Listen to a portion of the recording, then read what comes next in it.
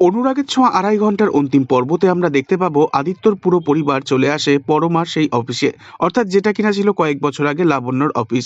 সেখানে পরমা সুদীপার হাতে একটা ছবি দেয়, আর ছবিটা হাতে নিয়ে সুদীপা বলতে থাকে, এ তো আমার ছবি।